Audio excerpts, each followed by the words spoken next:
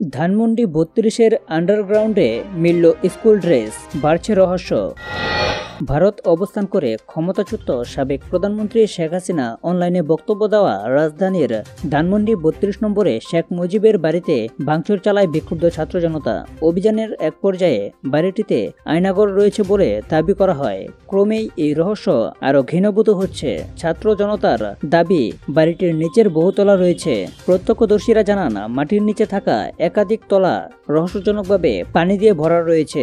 গত শুক্রবার থেকে শেখ মুজিবের এই বাড়ির আন্ডারগ্রাউন্ডে আয়নাঘর রয়েছে বলে সামাজিক যোগাযোগ মাধ্যমে ছড়িয়ে পড়ে।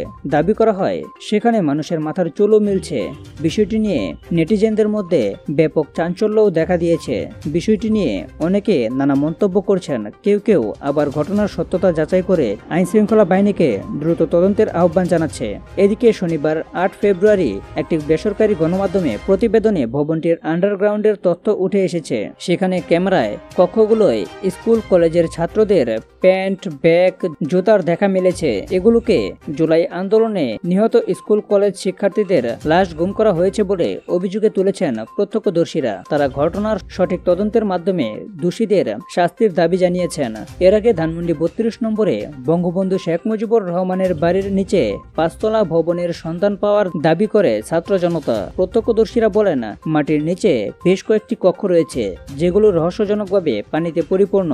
ধানমন্ডি ৩২ নম্বরে এক প্রত্যক্ষদর্শী বলেন, বাড়ির নিচে আমরা কয়েকটি কক্ষের সন্ধান পেয়েছি, কিন্তু সেখানে প্রবেশ করা সম্ভব হয়নি, কারণ পুরো জায়গাটি পানিতে ভরা। এটা খুবই সন্দেহজনক। সেখানে উপস্থিত আর এক প্রত্যক্ষদর্শী বলেন, এই বাড়ির নিচতলার ৫ তলা কাঠামোতে আওয়ামী লীগ তাদের নিজস্ব বাহিনী দিয়ে আরেকটি আয়নাঘর তৈরি করেছে। ছাত্র জনতার দাবি, এই গোপন কাঠামো আয়নাঘর হতে পারে, যেখানে গোপনে নির্যাতন চালাতো শেখ হাসিনার বাহিনী।